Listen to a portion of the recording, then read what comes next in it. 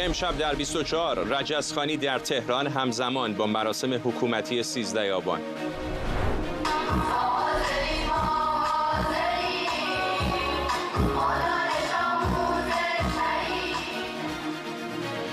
همزمان با نمایش موشک و سانتریفیوژ، سخنگوی سپاه میگه جمهوری اسلامی برای جنگ دوباره آماده است. افزایش نگرانی‌ها در اسرائیل از تشدید کمک‌های نظامی جمهوری اسلامی به شبه نظامیان عراقی. بغداد میگه خلع سلاح گروه‌ها فقط با خروج نظامیان آمریکا ممکنه. For a candidate endorsed by Donald Trump, Elon Musk, and Stephen Miller, by all means, they should vote for him. و نگاه آمریکایی‌ها به انتخابات سرنوشت‌ساز شهرداری نیویورک. زهران ممدانی نامزد مسلمان دموکرات‌ها پیشتاز نظرسنجی‌ها. ترامپ میگه در صورت پیروزی بودجه فدرال رو کم میکنه. از استودیوی ایران اینترنشنال این 24 است با فرداد فرهزاد. بینندگان ایران اینترنشنال در ایران و سراسر جهان سلام و وقت بخیر. در تهران همزمان با برگزاری مراسم حکومتی 13 آبان به مناسبت سالگرد اشغال سفارت آمریکا، بخشی از تجهیزات نظامی مثل موشک در کنار ماکتی از سانتریفیوژهای هسته‌ای به نمایش گذاشته شده. در این مراسم بخشی از سازمان‌های تبلیغاتی هم تلاش کردند روایت مطلوب حکومت درباره جنگ 12 روزه رو به نمایش بذارن. همزمان روی سانتریفیوژها نام دانشمندان هسته‌ای کشته شده در حملات اسرائیل به چشم می‌خوره و روی تعدادی از ماکت موشک‌ها به عبری شعار مرگ بر اسرائیل نوشته شده. در کنار این راهپیمایی، دادگاهی نمایشی هم برای دونالد ترامپ رئیس جمهوری آمریکا و بنیامین نتانیاهو نخست وزیر اسرائیل برگزار شد و در پایان عروسک‌های ترامپ و نتانیاهو در خیابان به دار کشیده شدند. سخنگوی سپاه پاسداران میگه جمهوری اسلامی برای جنگ دوباره با اسرائیل و آمریکا آماده است. علی محمد ناینی گفته دشمن بعد از جنگ 12 روزه اقتصاد، ثبات سیاسی و روان جامعه رو هدف قرار داد. راهبرد امروز دشمن ساخت روایت پیروزی از جنگ قبلی و تولید ترس از نزدیک بودن جنگ جدید است. دشمن در دوره پس از جنگ 12 روزه اقتصاد، ثبات سیاسی، ادراک و روان جامعه را هدف قرار داده. با عملیات روانی گسترده، با عملیات ادراکی گسترده، خواست دشمن به فرسایش کشیدن سرمایه‌های داخلی کشور هست. جمشید برزگر، روزنامه‌نگار و تحلیلگر سیاسی از تورنتو به ما پیوسته. آقای برزگر، شاید بعد از جنگ 12 روزه خرد جمعی این رو میگفتش که احتمالاً جمهوری اسلامی وارد مذاکره میشه. شاید تعجبی نمی‌کردن خیلی ها اگر همین الان اتفاقاً یک توافقی حاصل شده بود بعد از اون جنگ.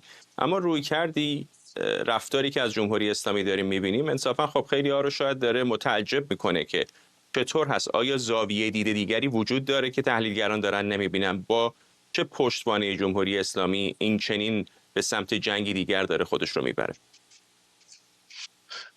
با سلام شما آقای فرهزاد و بینندگان شما. بله، سوال بسیار مهم و دقیقی است. هر عقل سلیمی حکم میکنه در شرایطی که شما توانایی نظامیت رو آشکار کردی در پیش چشم جهانیان و شکستی خفتبار رو متحمل شدید در اولین دقایق حمله در یک رویدادی که واقعا کم سابقه است. شما در تاریخ جنگ‌های بین کشورها به ندرت اگر اساساً چنین چیزی وجود داشته باشه پیدا می‌کنید که در همون دقایق اول اصلی ترین فرماندهان نظامی ارشد خودت رو از دست بدی. در کمتر از 1-2 روز پدافند هوایی ایران کاملا از کار افتاد. آسمان ایران به طور کامل در اختیار اسرائیل قرار گرفت. 26 استان کشور به طور همزمان مورد حمله قرار می گرفتن.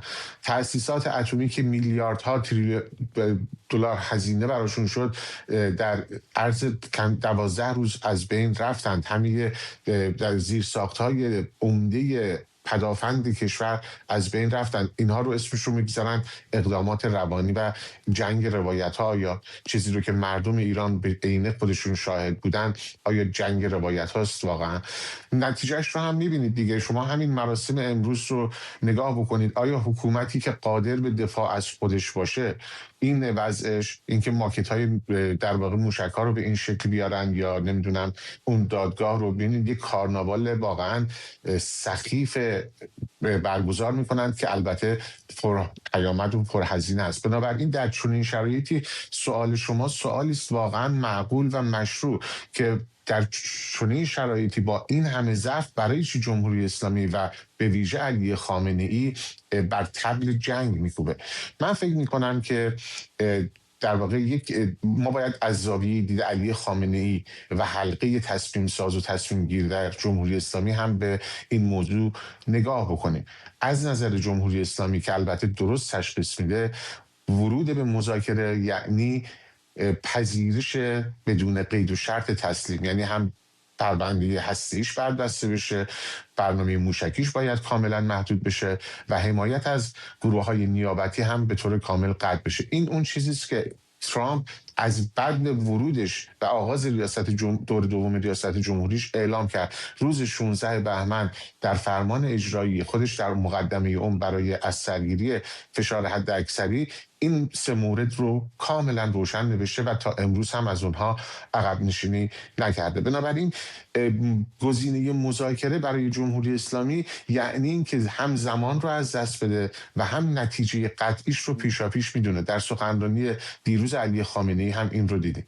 اما برعکس از نگاه اونها، بر اساس همون فرایندی که در جمهوری اسلامی بوده همیشه، یعنی انتخاب بین بد و بدتر، الان از نگاه علی خامنه‌ای انتخاب بدتر، گزینه بدتر مذاکره است و انتخاب بد جنگ هست. چرا؟ چون فکر میکنن که نتیجه جنگ به همون اندازه قطعی نخواهد بود که نتیجه مذاکرات خواهد بود و بعد از یک شکست خفتبار و پذیرش این شروط و تسلیم بدون قید و شرط که دیگه رهبر جمهوری اسلامی هم به صراحت و به اون اذعان کرده، تداوم جمهوری اسلامی اساساً ممکن نخواهد بود از نظر اینها. در حالی که در جنگ عوامل متعددی وجود دارند. ممکنه مسائل بین یعنی نگاهی است که جمهوری اسلامی داره که به صورت منفعل در گوشه‌ای بنشینه و در آرزوی این باشه که شرایط منطقه‌ای و بین المللی عملاً ابتکار عمل رو از آمریکا و اسرائیل بگیره، اونها رو برای شروع یک جنگ دیگه در فشار قرار بده، یا اینکه ابعاد و در واقع زمان این حمله هنوز روشن نیست. بنابراین علی خامنه‌ای روی این وضعیت داره شرط بندی میکنه که یک، شرایط جهانی ممکنه که به سودش تموم بشه، 2 نتیجه حملات هم ممکنه که به سرنگونی منجر نشه، چیزی که تا همین الان دارن میگن. اینها ادعای پیروزی میکنن به دلیل اینکه میگن هدف اسرائیل سرنگونی جمهوری اسلامی بود، اما جمهوری اسلامی سرنگون نشده و پابرجاست. بنابراین ممکنه که از یک جنگ دیگر هم این حکومت جان سالم به در ببره.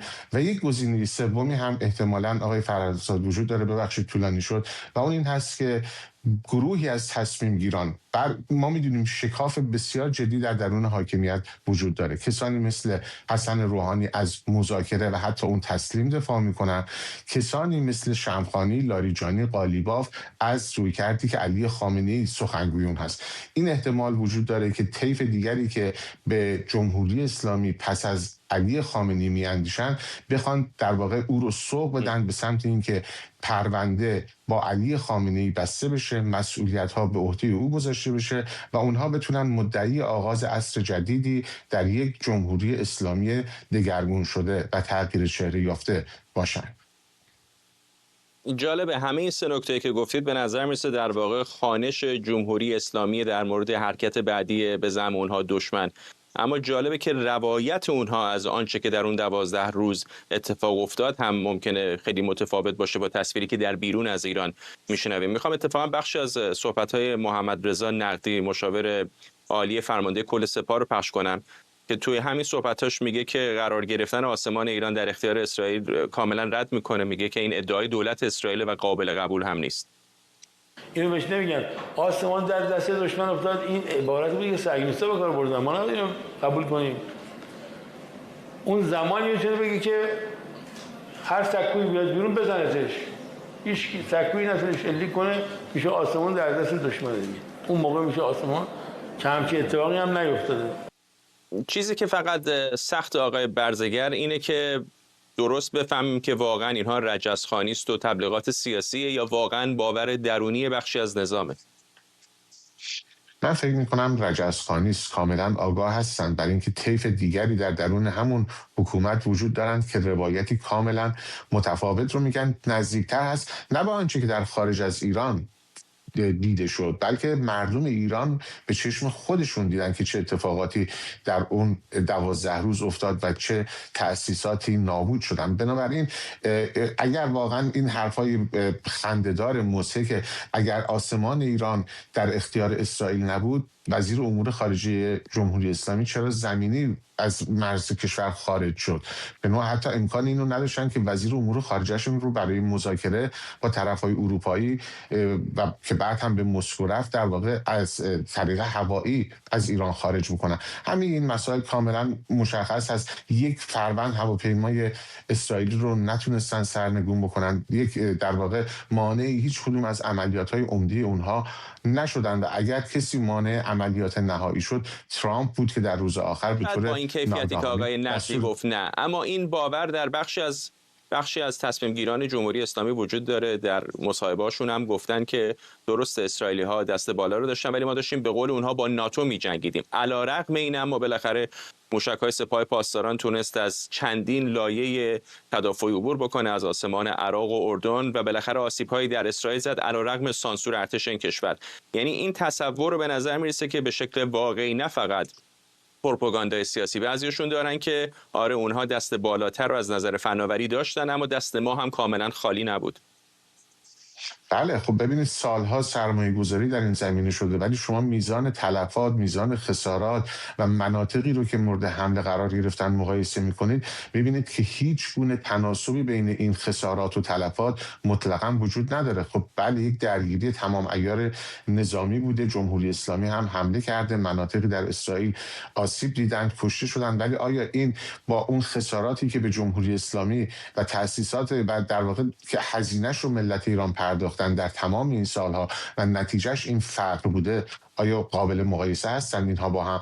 من فکر میکنم آنچه که الان وجود داره بعد از اون سخنرانی‌های چند روز اول در دوره جنگ که خامنه‌ای کاملا عقب نشینی کرده بود، جمهوری اسلامی، اسلام، سپاه همه رو فراموش کرده بود و به دامن ایران عزیز آویخته بود، مجددا سعی کردن اعتماد به نفس خودشون رو بازسازی بکنن و اقداماتی از این دست که امروز شاهدش بودیم، یعنی حضور مجدد خیابانی، کشتارها، اعدامها، اینکه از یک معلم مقطع ابتدایی در شهر بهبهان چه خطری میتونه برای یک حکومتی که میخواد با ناتو به قول خودشون به جنگ داشته باشه که به 15 سال زندان محکومش بکنن یا امید سرلک رو این گونه به قتل برسونند یا آمار اعدام ها سر به فلک بکشه. تمام این اقدامات در واقع تلاشی است برای اینکه اون ضربه وارد شده و اون ضعف اساسی رو تا حدی ترمیم کنن و در درجه اول با سرکوب و نمایش‌های خیابان رو به دست بیارن، کنترل جامعه رو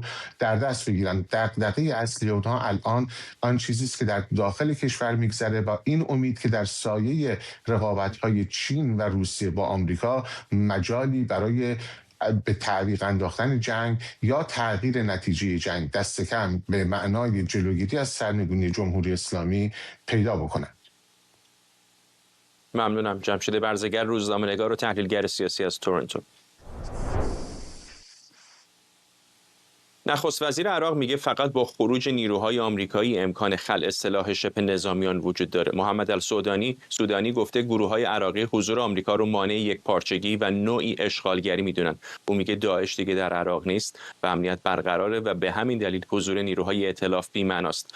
موضع تازه بغداد در شرایطی که رسانه‌ها در اسرائیل میگن تهران در حال مسلح کردن شبه نظامیان شیعه عراقیه. بنا به این گزارش‌ها ایران میخواد از این به بعد با تمرکز بر عراق نفوذش رو در منطقه بازسازی کنه.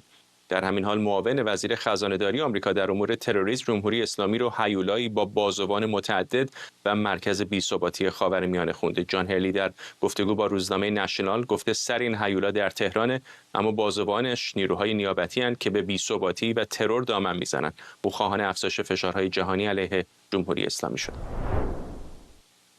بریم به وزارت خارجه آمریکا. همکارم سمیرا قرایی از اونجا به ما پیوسته. سمیرا، عراق دوباره داره تبدیل میشه به نقطه نزاع بین تهران و واشنگتن و این رویکرد جدید نخست وزیر عراق هم به گمانم جلب توجه کرده که میگه هر نوع خلع سلاحی بعد از رفتن نیروهای ائتلاف ممکنه. فرد روزهای حساسی هست برای کشور عراق، هم داره به استقبال انتخابات میره، هم از سمتی داریم میشنویم که رسانه‌های اسرائیلی دارن میگن جمهوری اسلامی داره نیروهای عراقی رو بسیج میکنه برای یک حمله از زمین و از هوا. و بعد از طرف دیگه بین جمهوری اسلامی و آمریکا هم عراق بین این دو کشور مانده. ما شنیدیم راجع به یک تماس تلفنی که آقای هکسس وزیر جنگ ایالات متحده گرفته با همتای عراقی خودش و سمتی تلاشیه که الان جمهوری اسلامی داره انجام میده برای رسوندن سلاح‌های بیشتر، سلاح‌های پیشرفته‌تر به دست نیروهای نیابتی خودش در عراق. میتونی ببینی که یک زمینی شده الان در این روزها، در این یک هفته‌ای که پیش رو داریم، بیشتر به خاطر اینکه انتخابات برگزار خواهد شد که به شدت جریان‌های مختلف الان اونجا با هم دارند مبارزه میکنند، با هم تلاقی پیدا کردند. اما صحبت آقای السودانی راجع به اینکه خلع سلاح بشن نیروهای مسلح یا شبه نظامیانی که در عراق الان هستند صحبت تازه‌ای نیست. ایالات متحده و عراق با هم توافق دارند. قرار هست که تا سپتامبر سال 2026 کمتر از یک سال دیگه نیروهای عراق خارج بشن. یک بخش قراره که در همین 2025 قرار بود که خارج بشند. الان آقای السودانی میگه که اگر که نیروهای ائتلاف که بیش از 80 کشور در اون ائتلاف شرکت داشتن به رهبری آمریکا اونها برند، چون داعش هم دیگه وجود نداره، آن وقت این شبه نظامیان سلاح رو میتونن زمین بگذارن. به نوعی داره هم به شکل نرم بحث خلع سلاح رو مطرح میکنه، هم داره به جمهوری اسلامی پیام رو میده، این سیگنال رو میده که من از ایالات متحده خواستم که نیروها رو خارج بکنه. یک بازی پیچیده و حساسی رو آقای السودانی داره اینجا انجام میده. گفته میشه توسط رسانه‌های عراقی که او شانس اول رو داره در انتخابات، در تلاش هست که بتونه یک ثبات و سازندگی در عراق ایجاد بکنه. تونسته تا حدودی بحران ترافیک رو حل بکنه. وعده‌هایی داده راجع به مسئله گاز، مسئله قطع واردات برق از جمهوری اسلامی. ایالات متحده داره مدام بهش قراردادهای چشمگیر اقتصادی میده. قرارداد با شورون بسته، قراردادهای متفاوتی رو السودانی و کشور عراق داره با ایالات متحده میبنده. داره یک مجموعه ابتکارات اقتصادی رو با ایالات متحده پیش میبره. اما همزمان به خاطر حضور نیروهای شبه نظامی هم تا حدود زیادی از سمت واشنگتن تحت فشار است. برگردم به اون تماس تلفنی بسیار مهمی که انجام شد از سمت منابع عراقی. ما این رو شنیدیم. از سمت وزارت دفاع یا وزارت جنگ ایالات متحده ما هیچ صحبتی نشنیدیم، تکذیبیه هم نشنیدیم. گفته میشه از شرق الاوسط هم این رو گزارش داده که آقای هکسس تماس میگیره با شارژ دفاع آمریکا در بغداد و او یک تماسی رو مهیا میکنه با وزیر دفاع عراق. اونجا نشسته بوده، رئیس ستاد مشترک نیروهای مسلح عراق بودن. در یک تماس 10-12 دقیقه‌ای شدیدترین هشداری که آمریکا در یک دهه گذشته به عراق داده در اون تماس تلفنی داده میشه. میگن که صبر واشنگتن تمام شده، ما در روزهای آتی یک مجموعه عملیات در منطقه انجام خواهیم داد و نیروهای نیابتی و مسلح و شبه نظامی حق دخالت و انجام اقدامات تلافی جویانه رو ندارند. جزئیات بیشتری نیامده، اما بسیار این هم تحول مهمی است در این روزهای پر التهاب بغداد. ممنونم از همکارم سمیرا قرایی از وزارت خارجه آمریکا در واشنگتن دی سی. بسان آشور تحلیلگر مسائل خاورمیانه هم از بوستون در ماساچوست به ما پیوسته. آقای آشور، چقدر فکر میکنید که عراق با توجه به اتفاقاتی که داره میفته میتونه صحنه بعدی یک جنگ نیابتی بین ایران و آمریکا بشه؟ بالطبع احتمالش بسیار زیاد هستش، بخاطر اینکه اصولاً اهرم‌های ایران در نزدیکی اسرائیل، یعنی لبنان، حماس و سوریه الان از در واقع محور ایران یا خارج شدن یا اصولا توانایی ندارن بعد از شکستی که از اسرائیل خوردن. برای ایران نگاه اصلیش الان برای افزایش نفوذش یا حفظ نفوذش در منطقه به عراق و یمن هستش و عراق بالطبع مهمتر از یمن هستش برای ایران.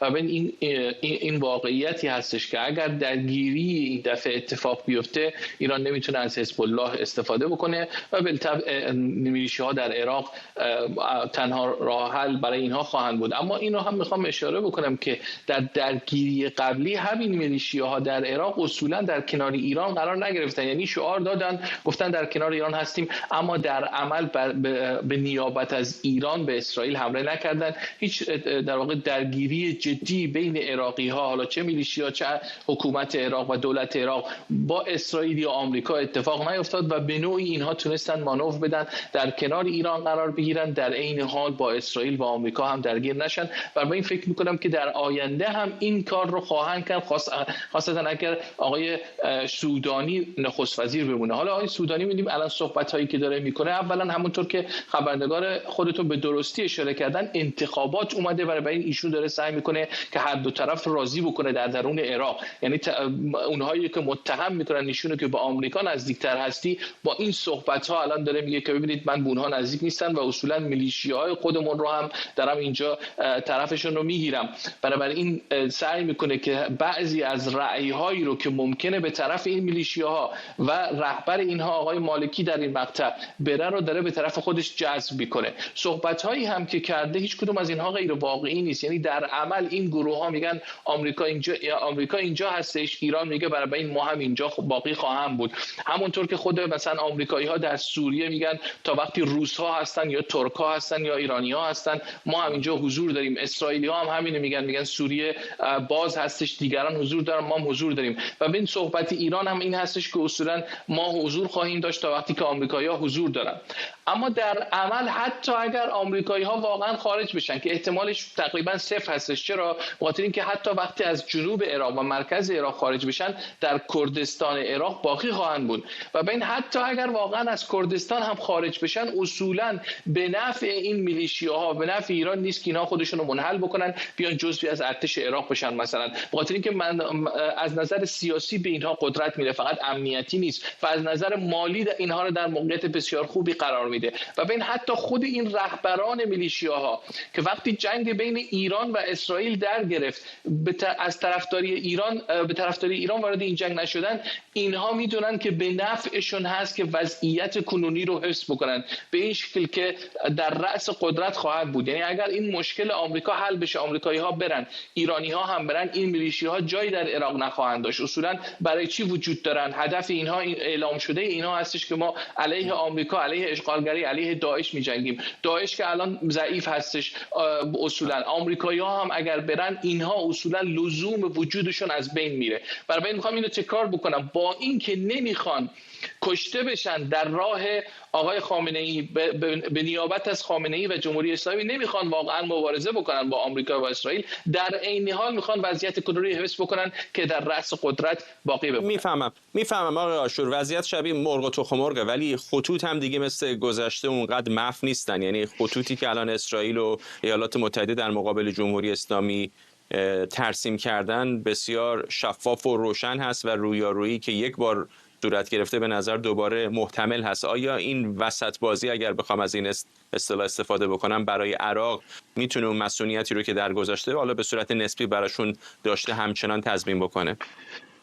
نه بالطبع، تا وقتی که عراق بین این دو طرف، یعنی یه طرف اسرائیل و آمریکا و طرف دیگه ایران قرار گرفته، در هر لحظه ممکن هستش وضعیتش به هم بخوره. یعنی هیچ تضمینی وجود نداره که یکی از این بازیگران منطقه‌ای، حالا چه ایران، اسرائیل یا بازیگران بین‌المللی، بیان تصمیم بگیرن که مثلا در عراق دوباره وارد جنگ بشن. با توجه به اینکه خود عراق مثلا اصلا زیرو ضد هوایی نداره، یه رادار داشت در عراق که زدن بعد از جنگ ایران و سوریه و اسرائیل، معلوم نیست کی اینو زد. اصلا همون راداری رو که وجود داشت هم زدن که همون هم از رفت. برای این عراق اصولا کنترلی بر هوای و فضای خودش نداره، مرزهاش وسیع هستش، هم با ایران هم با سوریه که سوریه هم در واقع کنترلی بر مرزهاش نداره. و این احتمال این که کسی دیگری غیر از خود عراقی ها تصمیم بگیره که عراق رو در واقع بیاد صحنه نبرد بکنه بسیار زیاد هستش و بسیار واقعی هستش. تا وقتی که عراق این وضعیت وسطی رو داره بالطبع این امکان پذیر هستش. بهترین راه حل برای عراق این هستش که اصولا این میلیشیاها منحل بشن و عراق بتونه یک سیاست مستقل از ایران و آمریکا رو در واقع بیاد دنبال بکنه و منافع خود عراق رو فقط در نظر بگیره. این اتفاق هیچ وقت نیفتاده ظرف سالهای گذشته. حتی قبل از سقوط صدام حسین هم به نظر میاد صدام حسین منافع دیگران رو در واقع بر منافع عراقی ها ترجیح میداد. الان هم همین ادامه داره. منفعت آمریکا، منفعت ایران و دیگران در واقع سیاست های عراق رو متاسفانه تا اینجای کار دارن تعیین میکنن. ممنونم. غسان عاشور، تحلیلگر مسائل خاورمیانه از بوستون. احتمالاً شما هم بخشایی از مجموعه ماجرای جنگ رو در شبکه‌های اجتماعی دیدید. کلیپ‌های گاهی جنجالی از گفتگو با فرماندهان سپاه و مقامات ارشد درباره جنگ 12 روزه با اسرائیل، ساخته جواد موگویی. این مجموعه یکی از کم سابقه ترین روایت‌ها از پشت پرده تصمیم گیری در جمهوری اسلامی رو در جریان جنگ 12 روزه پیش چشم مخاطب قرار میده. در فضایی که رسانه‌ها در داخل با محدودیت و سانسور روبرو هستند، این مصاحبه‌ها تبدیل شده به یک پنجره استثنایی به ذهنیت و چالش‌های مقامات در مواجهه با اسرائیل. اما سوال اصلی اینجاست: چرا حاکمیت اجازه داده چنین مجموعه‌ای ساخته و منتشر بشه؟ چرا روایت‌هایی که در صدا و سیما کمتر شنیده میشن این بار از زبان خود مسئولان روایت شده؟ ابتدا بخشی از صحبت‌های تازه علی محمد ناینی، سخنگوی سپاه درباره جنگ اسرائیل در این برنامه رو با هم ببینیم. سپاه برآوردش این بود که تو همین روزایی که شد جنگ شروع شد، همین برآورد داشت. نسبت به اصل جنگ مطلقاً غافلگیر نشد. آرایش سپاه کاملاً آرایش جنگیه. آرایش کلی سپاه آرایش جنگیه. ببینید بارها بازی جنگ رو تمرین کردن تو سطح تاکتیکی.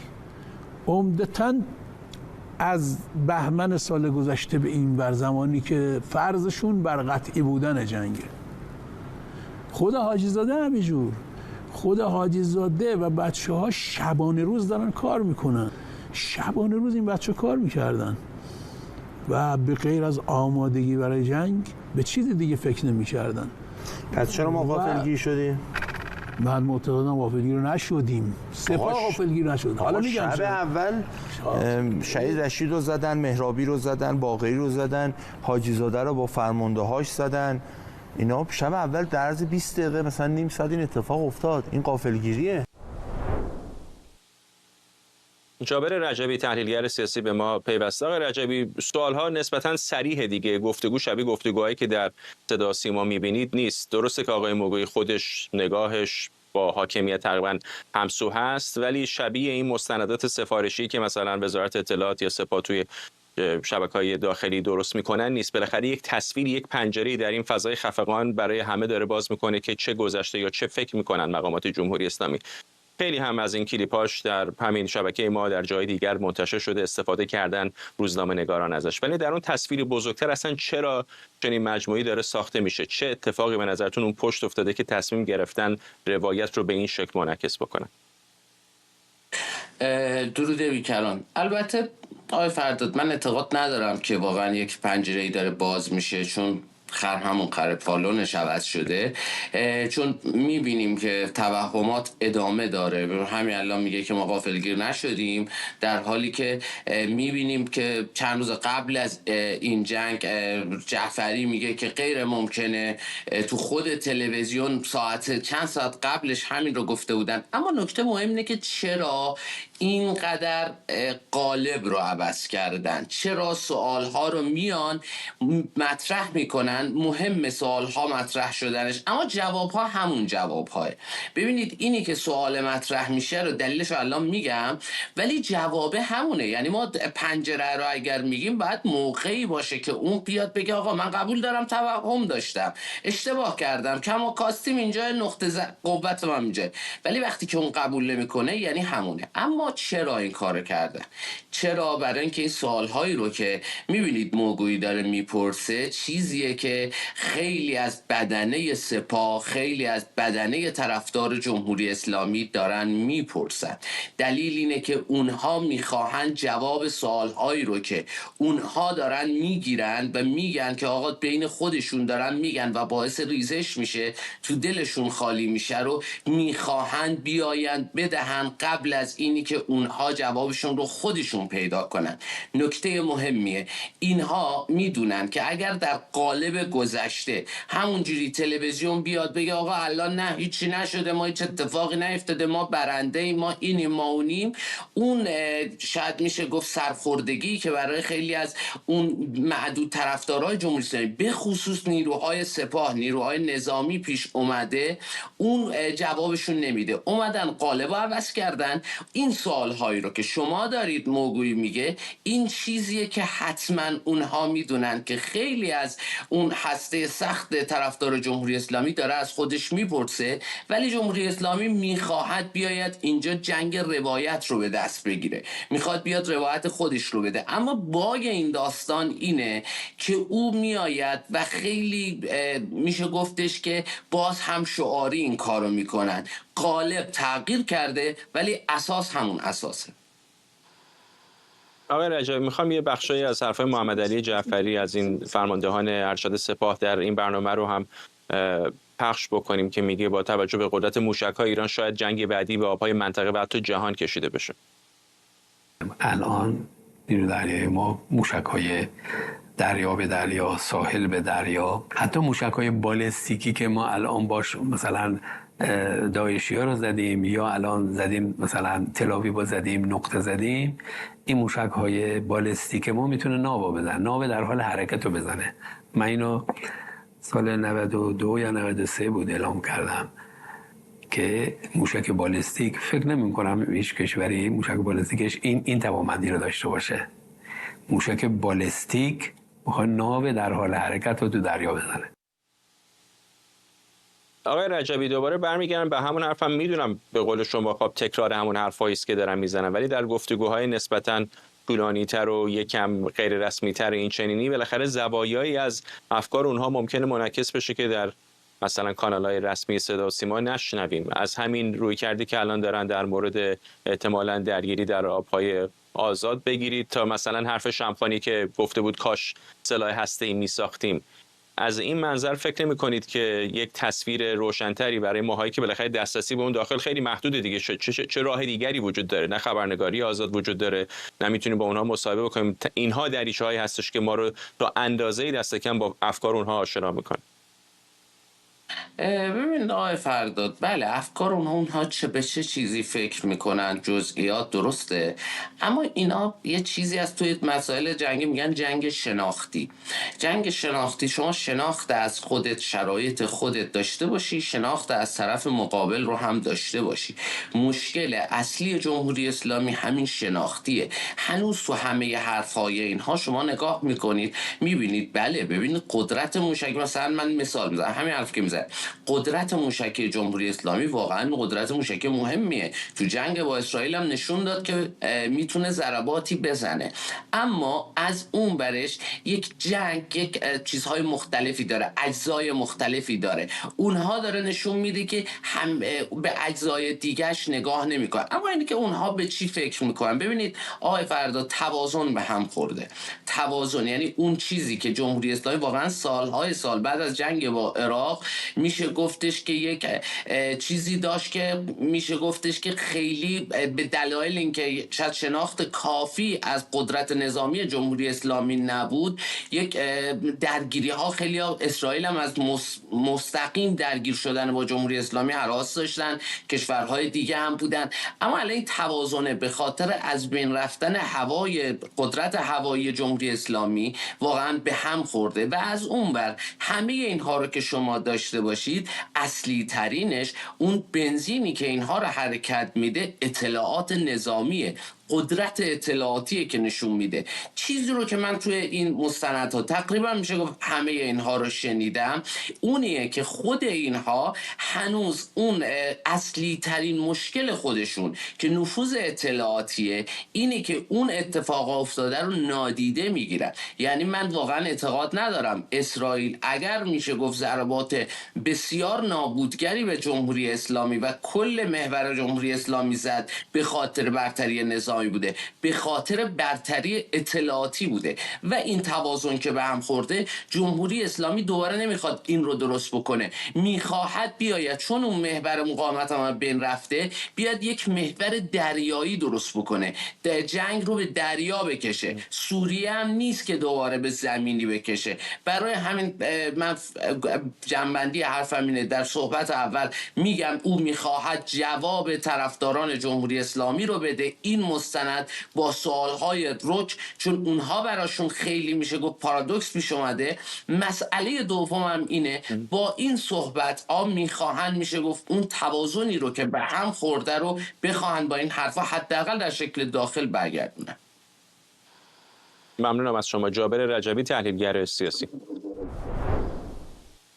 از ساعتی پیش رأیگیری برای انتخاب شهردار نیویورک که به صحنه جدال ترامپ و زهران ممدانی کاندیدای دموکرات تبدیل شده در حال انجامه. در نظرسنجی‌ها پیش از رأیگیری زهران ممدانی با کسب بیش از 44% آرا از نامزدهای دیگه پیشی گرفته بود. ممدانی در صورت برنده شدن اولین شهردار مسلمان نیویورک میشه. رقیب او اندرو کومو، فرماندار سابق نیویورک و نامزد مستقل و همینطور کورتیس اسلیبا، نامزد جمهوری‌خواهی که در نظرسنجی‌ها با فاصله زیادی در جایگاه سوم ایستاده. در همین حال رئیس جمهوری آمریکا میگه در صورت پیروزی ممدانی، نامزد حزب دموکرات، در انتخابات شهرداری نیویورک بودجه فدرال رو برای ایالت نیویورک کم میکنه. دونالد ترامپ در تروت سوشال نوشته نیویورک در صورت اداره ممدانی که اون رو کمونیست نامیده شانسی برای موفقیت یا حتی بقا نخواهد داشت. ترامپ از ساکنان نیویورک خواسته از اندرو کومو حمایت کنند و یهودیانی که در این انتخابات به ممدانی رأی میدن رو احمق خونده. مریم رحمتی خبرنگارمون از نیویورک با ماست. مریم، باورش شاید سخته که آقای ترامپ از اندرو کومو بخواد حمایت بکنه، ولی نظرسنجی‌ها نشون میده حتی اگر بتونه آقای ترامپ تا اندازه‌ای نظر بعضی از رای دهندگان رو تغییر بده، ممدانی شانس اصلی پیروزی انتخابیه. همینطور فرداد، امروز نیویورک صحنه یکی از سرنوشت سازترین انتخابات شهرداری در تاریخ معاصر آمریکاست. این موضوع برای رئیس جمهور آمریکا مطمئناً بسیار مهمه. انتخاباتی که مرز میان سیاست محلی و ملی رو از بین برده و به نوعی آزمونی برای آینده جناح چپ در آمریکا تبدیل شده. موضوعی که همیشه آقای ترامپ مخصوصاً توسطش از حزب دموکرات انتقاد میکنه. میدونیم این شهر دهها پایگاه سنتی دموکرات ها بوده. حالا نبردی که شکل گرفته میان چپ نو و میان گرایی کلاسیک هستش.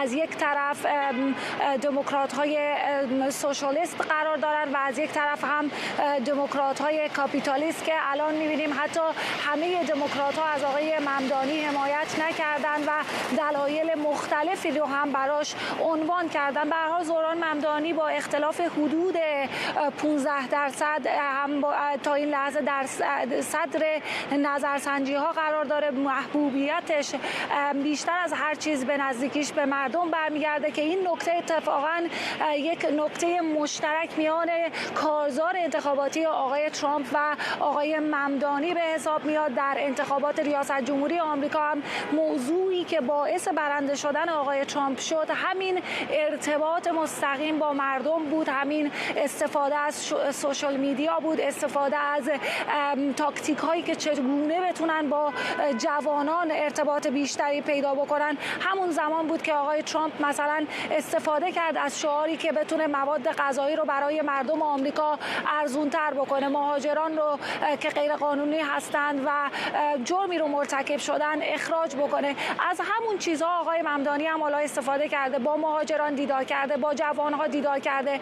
به جای اینکه مثلا در کارزارهای بزرگ انتخاباتی که معمولا دموکرات ها انجام میدن شرکت بکنه، رفته با تاکسی های فرودگاه ها دیدار کرده، رفته با جوانان در نقاط مختلف شهر شرکت کرده، با یهودی ها دیدار کرده، با مسلمان ها دیدار کرده و تونسته حرف دل مردم رو بفهمه و از شعارهایی مثل عدالت استفاده کرده و اینکه زندگی رو برای مردم کم خرج‌تر بکنه. فرداد همونطور که پشت سر من می‌بینی رایده‌ای هم ادامه داره تا 8 ساعت دیگه مراکز رایده‌ای باز خواهد بود، یعنی تا ساعت 9 شب به وقت نیویورک و امکان داره که ما به وقت نیویورک تا 12 شب نتایج اولی رو دریافت بکنیم و منتظرش باشیم و معلوم خواهد شد که چه کسی شهردار بعدی نیویورک خواهد بود و اگر ممدانی شهردار بشه این خودش میتونه بسیار تاریخی باشه از مناظر مختلف.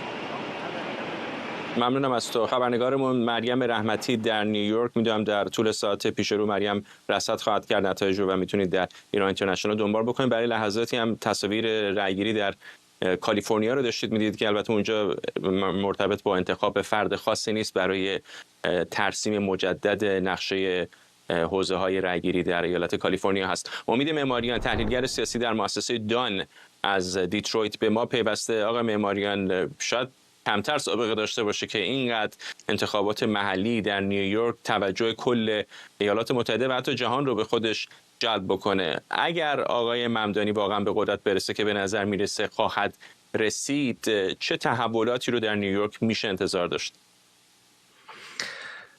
کاملا همینطور است. به نظرم مهمترین مسئله‌ای که در این انتخابات وجود داره این هستش که در طی ماه‌های گذشته، در طی سال‌های گذشته به خصوص، این باور شکل گرفته در میان رای دهندگان که افراد ثروتمند، خانواده‌های ثروتمند، شرکت‌ها اینا میتونن با اعمال نفوذ و هزینه کردن بسیار زیاد بیان سرنوشت انتخابات رو تعیین بکنن. این اولین انتخاباتی هستش که علیرغم اون چیزی که جناح چپش میگه اولیگارشی یا طبقه ثروتمند و اینا که میتونن سایه انداختن روی سیاست آمریکا، این انتخابات از پایین به بالا هست. یعنی مردم عادی این انتخابات رو هزینه‌هاش رو تامین کردن و بسیجی که انجام شده از طرف پایین جامعه هست، لایه‌های پایینی جامعه هست و هیچ اتکایی به ثروتمندان، میلیاردرها و شرکت‌های بزرگ و اینا نداشته، گروه‌های لابی اینا نداشته. بنابراین از این جهت یک مدل جدیدی هست، یک مدل مهمی است، اونم در شهری که جی دی پیش، تولید خالص ملیش حدود 2 تریلیون دلار هستش. یکی از فقط چند تا کشور هستن در جهان که تولید ناخالص ملیشون از نیویورک بیشتر هست. پایتخت سرمایه‌داری آمریکا هستش و شهر بسیار پیچیده‌ای هست. بنابراین از این جهت مهم هست برای دموکراتی که در یک سال گذشته کاملا در سردرگمی هستن، واقعا نمیدونن که چیکار بکنن بعد از. ولی میتونه اون تصویر نیویورک رو به نظرتون، چون فرصت کم هست میپرم وسط حرفتون آقای معماریان، عذرخواهی میکنم، ممکنه به نظرتون تصویر نیویورک رو به عنوان پایتخت سرمایه‌داری جهان متحول بکنه؟ چون همین الان هم میبینیم که بسیاری از کسب و کارهای مرتبط با بخش سرمایه گذاری و تجارت و فایننس مثلا به ایالت‌های مثل تگزاس رفته، فراتر از آمریکا به جای مثل سنگاپور و کشورهای حاشیه خلیج فارس منتقل شده. آیا روی کار آمدن یک سوشالیست دموکرات این چنینی میتونه اون تصویر نیویورک رو تغییر بده؟ بستگی به عملکرد ممدانی داره. خیلی از چیزایی که ممدانی گفته خودش رزومه خیلی کوچیکی داره، در سابقه اجرایی زیادی نداره. نیویورک شهر بسیار پیچیده‌ای هست، بخش‌های مختلفی داره. بسیاری میگن این سیاستایی که ممدانی اشاره کرد که خود انجام میدم اینا هزینه بسیار زیادی خواهد داشت، بودجه زیادی میخواد که در واقع شهر نیویورک نمیتونه که تامینش بکنه و این چیزی که داره میگه بیشتر خواب و خیال هست و عملی کردنش امکان پذیر نیست. ولی از طرف دیگه گفته که از کسانی که بالای $1 میلیون درآمد دارن در شهر شهر نیویورک میخواد 2% مالیاتی بیشتری بگیره، یه سیاست دیگه بذاره که بتونه این کارا رو انجام بده. در مجموع اون چیزی که گفتم همونطور که خانم رحمتی بهش اشاره کردن این هستش که زندگی برای مردم در شهر نیویورک راحت‌تر باشه، از نظر خدمات شهری که به مردم داده میشه وضعیت بهتری داشته باشه، توجه به اینکه واقعا از برای کسانی که درآمد زیر 200,000 دلار در نیویورک دارن وضعیت زندگی بسیار بسیار دشوار هست. برای این مسئله است که باید از نظر کلی، از نظر سیاسی میشه گفتش که اتفاق تاریخی است، از نظر عملی عملکرد ممدانی میتونه که یک آزمونی باشه برای کسانی که به صورت پوپولیستی میان جلو و به هر حال شعارهای خیلی زیبا میدن، برنامه‌های خیلی زیادی مطرح میکنن. باید دید که آیا در عمل میتونه که این کارا رو جلو ببره یا اینکه فقط شعار هستش. ممنونم از شما. امید معماریان، تحلیلگر سیاسی در مؤسسه دان از دیترویت با ما. و ممنونم از شما که بیننده برنامه 24 امشب بودید. برنامه رو کمی دیرتر میتونید دوباره در کانال یوتیوب ایران اینترنشنال ببینید.